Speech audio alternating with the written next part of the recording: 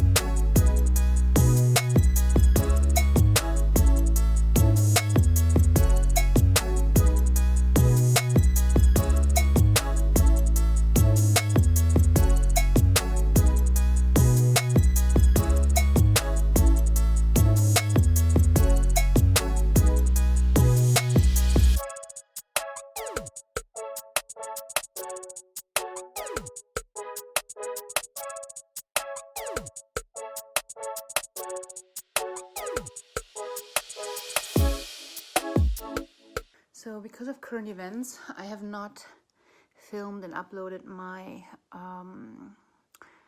TBR and the giveaway yet.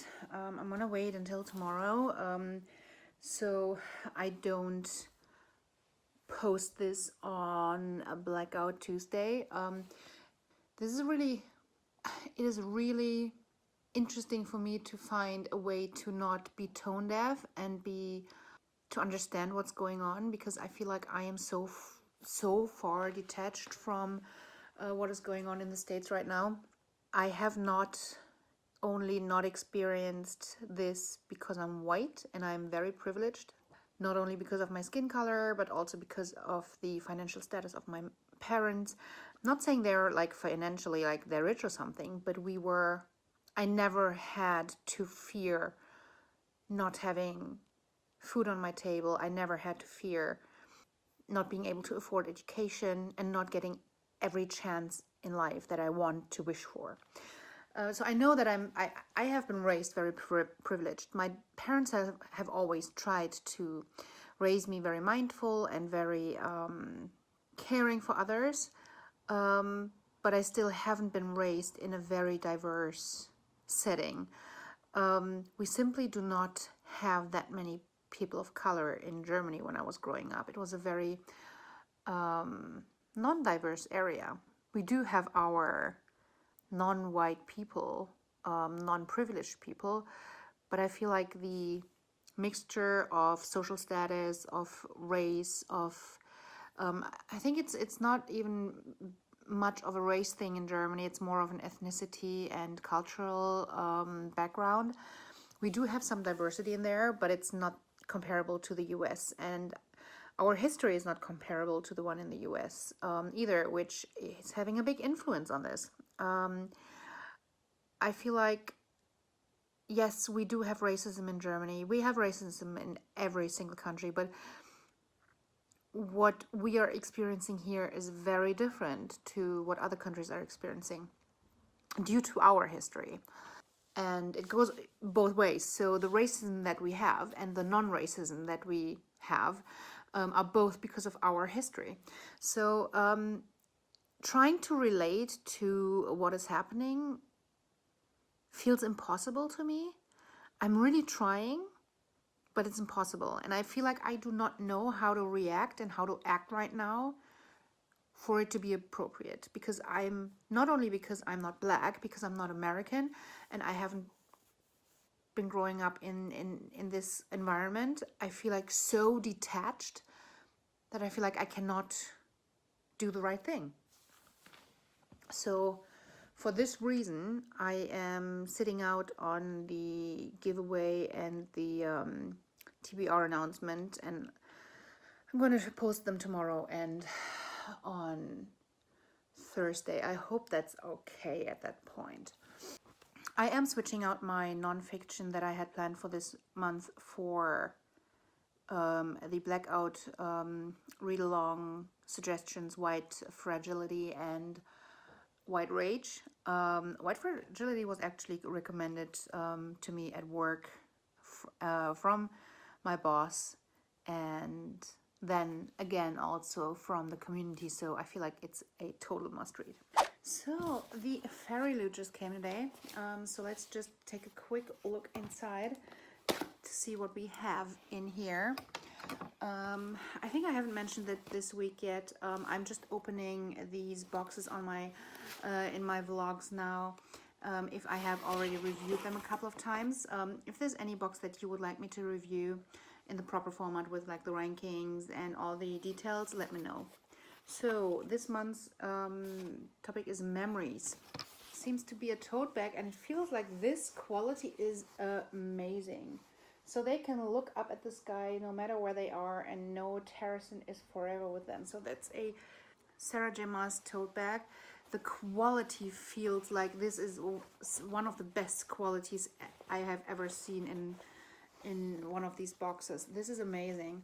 And I think I'm going to try and get a Sarah J. Maas box together, either for a milestone or giveaway or for the December giveaways, and this is most likely going to go in this. I love this, but I think this would be too precious in a giveaway. So then we have some stickers, some like emoji stickers.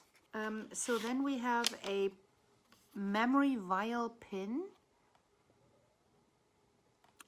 What is this? Oh, that is beautiful. Oh, I'm loving this. Can you see how this glitters? Probably not. This is beautiful, and I love that this feels so soft. The tarot cards, I always need to know who these people are because people look so similar. Like these are fantasy people, they're like fiction. To recognize them is almost impossible, but these are supposed to be inspired by the Throne of Glass series. I think we have been getting secret books where you can put your stuff inside and put this in your like bookshelf. And this is number 3. Not something that I have use of, but if that's something for you, it's gonna be in a future giveaway. So what's the book? What's the book? Ta-da-da! Incendiary. I have not been following the book community lately, so I have no idea what's new, what's hyped and what's not. So I finished Walk on Earth a Stranger last night, and I love it. This is a 5 out of 5 stars. I'm not sure if this is a 5 out of 5 stars because it was hitting the right spot at the right time. It's the right setting. I've been super interested in 1800 till 1900, mostly in the like 1850s USA history, and that was hitting that spot perfectly. I have never read anything around the gold rush. I loved how topics of race, slavery, of women at that time were woven into this book without being preachy, but also without just passing them as this is historically accurate. So this is why I am promoting this type of behavior. It never felt promoted, but it felt real. It felt real and it felt addressed in a proper way. So it just, I love when it feels like it's done right. And to me, it felt done right because it addressed it. It felt realistic.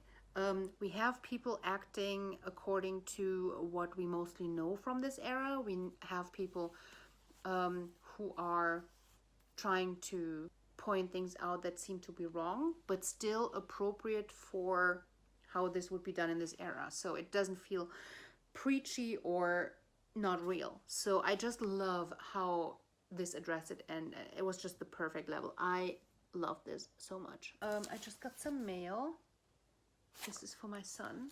I was like, ooh, what's this package? And then it's for my son. But this is a subscription box. I was already quite excited to see what's in this box, and I didn't know who's sending me this flat box because usually they're sending a bigger box. Teapro is a subscription box that is sending loose leaf tea. What I like about them especially is that they are sending they're not sending flavored tea. This is some of the best quality tea that I have received so far. So this month's topic is flowering tea. So it is flowering tea. We have the blue butterfly PT. Then we have the Guanjin Oolong honey flower vegetal. I don't know what a vegetal flavor is. And then we have the Genmaisha light yellow full bodied nutty toasty sweet. All right, so I think I'm going to try and tape my giveaway again. I think I have now recorded the giveaway like 10 times, uploaded it and deleted it because it didn't feel appropriate. I'm having quite some trouble to get into Rules for Being a Girl. I don't know what it is right now. I just feel like the characters might be a little bit flat. So far, what this book is about a high school girl who is connecting with her teacher. He seems to be really nice, and he's starting to make her compliments, and she can talk to him, and she just feels like he's different, and me as a reader just thinks he's creepy, but I can see the appeal to her. And then she goes to his house to catch like they want to just get something that she wants to borrow, and he goes ahead and tries to kiss her, and she's horrified.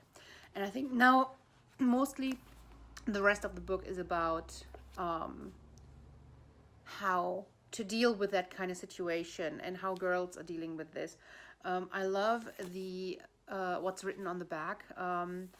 It's just all these kind of rules for being a girl, like put a little color on your face, shave your legs, don't wear too much makeup, don't wear short skirts, don't distract the boys by having a body, don't be one of the girls who can't eat pizza, you're getting the milkshake too? Whoa. Have you gained weight? Don't get so skinny your curves disappear. Don't get so curvy you aren't skinny. Don't take up too much space. Be funny but don't hog the spotlight. Be smart but you have a lot to learn. Don't be a doormat, but God, don't be bossy. Be chill. Be easygoing. Act like one of the guys. Don't actually act like one of the guys. Be a feminist. Support the sisterhood. Don't be easy. Don't give up. Don't be a prude. Don't be cold. Don't put him in the friend zone. Don't act desperate. Don't let things go too far. Don't give him the wrong idea. Don't blame him for trying. don't walk alone at night, but calm down. Don't worry so much. You can do anything. You can be whatever you want to be. Just don't forget to smile. I love this back, and I'm really excited to see where this is going. I hope it picks up. I hope we get some more like well-rounded characters. So I'm gonna sit down and read through this today, and then let's see. And after this, I'm gonna have to see what I'm going to dive into next. Maybe I'm just gonna read White Fragility first, or probably I wanted to read the nonfiction on Sunday, but I feel like I wanna read it now. All my colleagues are reading it, and I want to read it for the buddy read, and so I just feel like it's the right time. I don't know. I feel like my personal life and what's going on in the world is oftentimes clashing in a way that I feel like, is it okay to continue to live my life the way I do? Is it okay to be annoyed by the problems that I'm having, being so privileged and being in such a good, healthy position? I'm healthy, especially after the surgery. I have a good job. I have a stable job. I don't have to fear about my job at all. If I fall, I don't fall far. But my parents are also in a position where they can always support me and always help me out if something's happening. So I am privileged in that area already. It doesn't mean that I haven't been working hard for everything that I have, but I think that I haven't had possibly to work as hard as others would have to get to the same point. So I'm very grateful and thankful that I have been that privileged. Again, doesn't mean that I don't work hard for what I have. All right, let's try and get back into this book. Honestly, I am rediscovering my love for cooking and food. I made these amazing, I mean, honestly, this is way too much, but this is supposed to be one portion. Tempeh fries with like this cashew, almond, it's like this nutty, eggy, completely plant-based sauce. It was so good. After the surgery, I was able to eat only so little. I was rediscovering what foods I can handle well. And I've been this week cooking foods from the Clean Food Dirty Girl meal plans. Honestly, they're amazing. My stomach can handle them so well. I feel energetic, tasty, and I'm loving food. Well, I'm going to eat this throughout the day, so I'm making like one meal and then I spread it across like 3 meals. So good. And honestly, even my son likes these recipes, which is like the biggest win ever.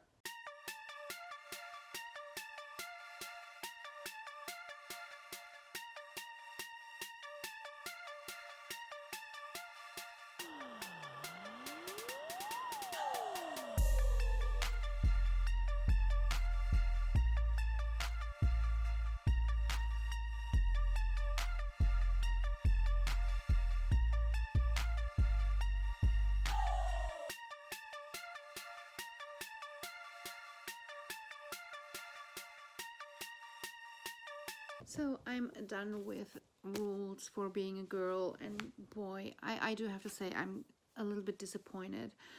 This is supposed to be about this girl who is struggling with being put into a certain, being asked to be a certain way, and this is going along with a story of her teacher being inappropriate and the internal struggle of how she's like blaming herself and trying to struggle mentally with these with trying to tell her story, people believing her, how people react.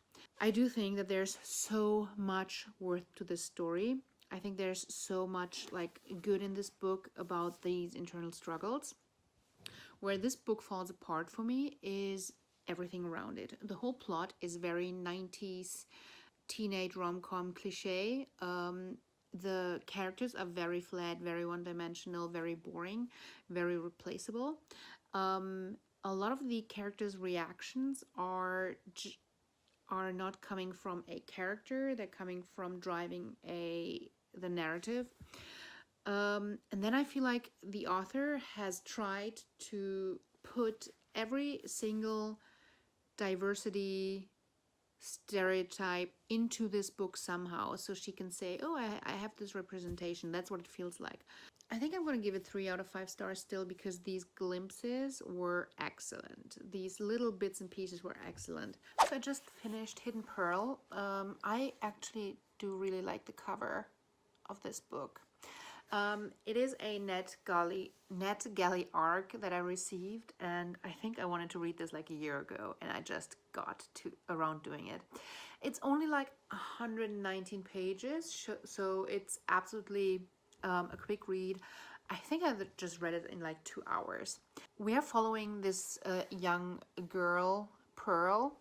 She is supposed to be 10 years old, which I think just here way too late into the story. And her family, they're Jewish in Poland during the Second World War, and we're following the story.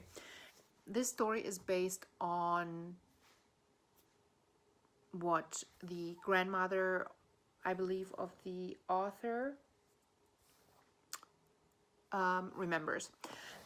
This book feels like it was written to remember what this family went through, and I think that is really important, and that is a really good idea, and I think that the overall story is absolutely worth telling, but it just felt like a rough draft, and it just needed to be fleshed out a lot more.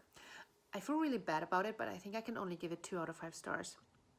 The idea behind it is good, and the story in itself is good. It's just the way that it is being told that I was just not able to find a connection.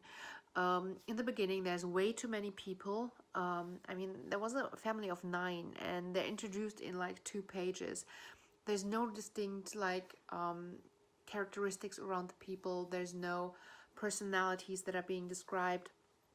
And everything that is happening in the world is pretty much being described through conversations. And the conversations are very, very adult, even though like the lines that are being said are not coming from a 10-year-old or a younger person. So yeah, overall, wonderful backstory, wonderful idea, but please flesh it out more and make it more personal so that we're following Pearl around and it feel a connection to her. Yeah, that's why it's sadly only 2 out of 5 stars. Okay, in all seriousness, doesn't this food just look incredible? I made a vegan mushroom stroganoff and a maple tahini tossed salad, and it's amazing. Now let's eat. So it is Sunday and I'm on my way to go hiking. I wanted to go hiking with my friends, but she's feeling sick, so I'm gonna go alone. On my way here, I was listening to White Fragility, and the past week or 2 have been really eye-opening. I simply didn't know how racist I was, because I grew up colorblind, and I think I had, I really started thinking about my interactions with Black people in the past, and I can only remember that there was one Black person growing up that I knew. I was actually friends with her, but that's the only Black person that I knew. And listening to books like White Fragility makes this even more apparent. Things like, when did you have a teacher that was not your race that you didn't feel represented you? Never. I never did. So I want to believe that I always treated the black people that I encountered the absolute same way. But I have also not been raised in a culture that had a segregation woven into it. So I feel like some of the issues that I'm starting to understand about now, I never encountered. And because of that, I thought that I wasn't racist. Let's get on my hiking boots and then let's see what I'm gonna do.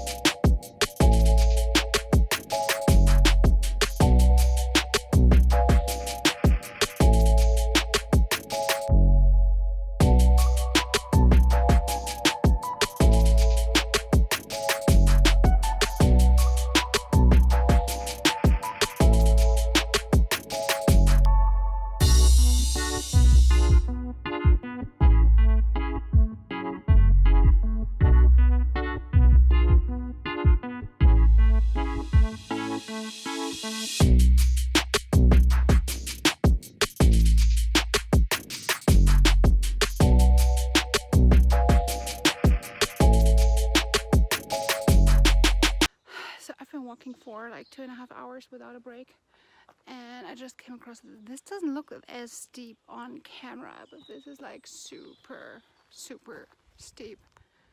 I'm not expecting to have to go up a bit here, but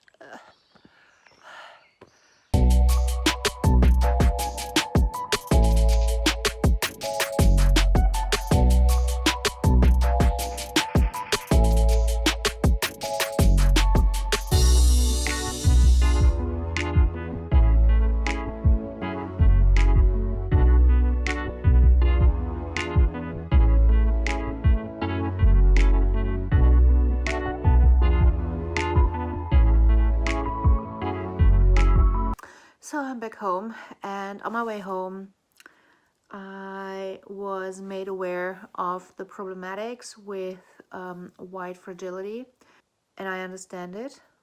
I do believe that there is absolutely room for a white person teaching me why I, as a white person, am struggling so much with acknowledging racism, and to kind of wake me up a little bit. And that's what the book definitely did. But I acknowledge that there's a few other issues, like the white author saying the N-word, and I myself have to learn so much. And I have such a long way to go, to be honest. So many things that were normalized for me as a child and growing up that I simply, until this day, well, not this day only, but the last couple of days and weeks, weren't aware of, because nobody has called me out before. Probably because I never said these things, but maybe I did. I don't know. I think I did so much wrong in my life, and I didn't even know it. And I'm trying to learn. So please, if you feel like I'm ever doing something that discriminates you in any way, shape, or form, please call me out. Call me out once. Just call me out once. I want to learn, and it shouldn't take you to call me out twice. So that's my plea to you guys. I am in the middle of this learning process, and it's so hard for me to speak about it because I don't know what the right things are to say, because I want to sit back and listen and learn, and just go through this process and come out a better person. It's hard because you always want to think of yourself as this good person, as you think that you did everything right, and when you start realizing how many things that are ingrained in your like social perception that are wrong, it's mind-boggling. And I'm thankful that I can go on this process. This process doesn't only include racism and what's going on in the world right now with Black people. It also includes genders and misgendering people, which keeps on happening to me for some reason. I understand the concept. I understand why it's important. I want to acknowledge it all. But getting it into my DNA is still something that I have to actively work on. And it is, I think I just mentioned that to a friend. It is a hard process, and I think it has to be a hard process. It's supposed to be a hard process because for once it shouldn't be easy for me. Anyways, so I think that everything that I said about white fragility is still true, but it needs to be taken with a grain of salt because it was written by a white person. I went into this book knowing it was written by a white person, but I'm going to actively look for better books explaining these things that are written by a person of color. So if you have a recommendation for me, please put it down in the comments below. Let's make that the question of the week. Please recommend me a book that, I want to phrase it in a way that it explains something. Recommend a book that explains something that you're struggling with, that you feel like you might have been discriminated about or for. That can be your religion, the way you look, the way you feel about sexuality. I feel like each and every one of us, if you look hard enough, is carrying a package. Some are bigger than others. Mine are probably a lot smaller than most others, because I was just struggling with being obese, which is something that you can change, and something that you might want to change. Everything else is something that you shouldn't even want to change, because that's you. Being obese is something completely different. So I don't want to make these like comparisons. It's just that that's the only thing that I know. Not wanting to be obese, being obese, and struggling with discrimination around obesity and with the ingrained perception of society. And that's my biggest package that I had to carry. So I'm so elitist and so privileged. Please recommend me books that help me understand your struggle, whatever it is you're struggling with, and whatever you feel like is not represented enough or not explained enough in the world. Please recommend me a book and explain to me something about who you are. Just say hi. I listened to the first 12 chapters of the Panem prequel yesterday and today, and honestly, with everything else that's going on in my head, it just feels like so like what am I even reading?